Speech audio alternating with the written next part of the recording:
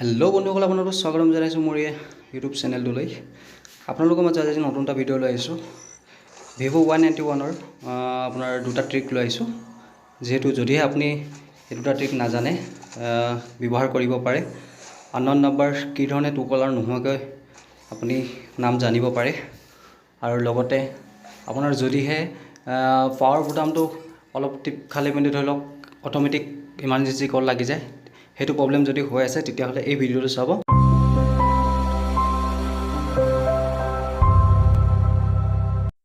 আপুনি ডাইৰেক্ট গৈ ছেটিঙত যাব। ছেটিঙত গৈ পিনি আপুনি মোৰ ছেটিঙত যাব।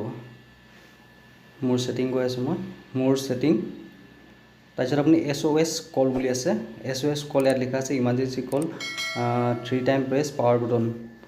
আপুনি পাৱাৰ বুটামটো যদি 3 বাৰ একেলগে প্ৰেছ কৰে তেতিয়াহ'লে 112লৈ ইমাৰ্জেঞ্চি কল লাগি যাব। তাত মই 3 বাৰ ক্লিক কৰিছোঁ, ইমাৰ্জেঞ্চি কল লাগি গ'ল। এই ধৰণে আপোনাৰ বাৰে বাৰে ডিষ্টাৰ্ব হ'ব পাৰে। ধৰি লওক মোবাইলটো ৰাখিলে মানে পাৱাৰটো ক্লিক কৰি দিয়াৰ পিছত আপোনাৰ ডাইৰেক্ট ইমাৰ্জেঞ্চি কল লাগি যাব।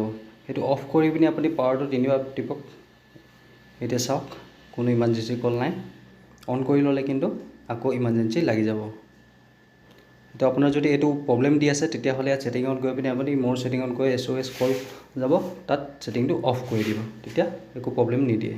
দ্বিতীয় ট্ৰিকটো আপোনাক জনাই দিছোঁ। ট্ৰু কলাৰ নোহোৱাকৈ আপুনি আইডেণ্টি কেনেকৈ উলিয়াব, তাত আপোনাৰ ছেটিঙত যাব,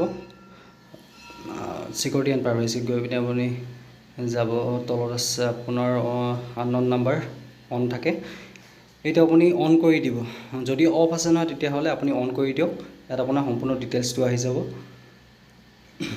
যেনেকৈ ট্ৰু কলাৰত আপোনাৰ নামটো ছেভ নাথাকিলেও ছেভ নাম্বাৰ নামটো আহি যায়, এই ধৰণে আপোনাৰ ট্ৰু কলাৰ কাম ইয়াত দিয়া হয়।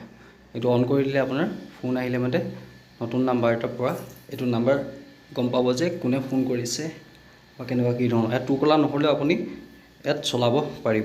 যদি ভিডিঅ'টো চাই ভাল লাগিলে এটা লাইক কৰিব আৰু আপোনালোকৰ মতামত তলত কমেণ্ট কৰি লগতে চেনেলটো ছাবস্ক্ৰাইব কৰিবলৈ নাপাহৰিব। আজিলৈ ইমানেই।